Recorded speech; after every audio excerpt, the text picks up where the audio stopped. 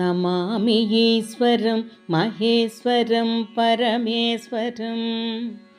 नमामि शिवं सुन्दरं अर्धनारीश्वरं नमामि शङ्करं त्रिनेत्रधारिं त्रिशूलपाणिं नमामि कैलासवासिम् आदिदेवं चिन्मयानन्दरूपम् नमामि जटाजूटधारिं गङ्गाधरं पार्वतीशं नमामि नागालङ्कृतं नन्दिनाथं नटेश्वरं नमामि पञ्चभूतेश्वरम् आद्यन्तलोभं लिङ्गाकृतं नमामि कालनाथं करुणाकरं कामेश्वरं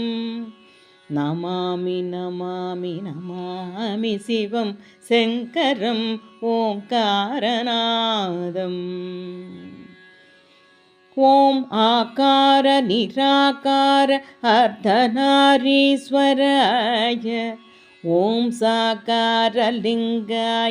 सर्वेश्वर सदाशिवाय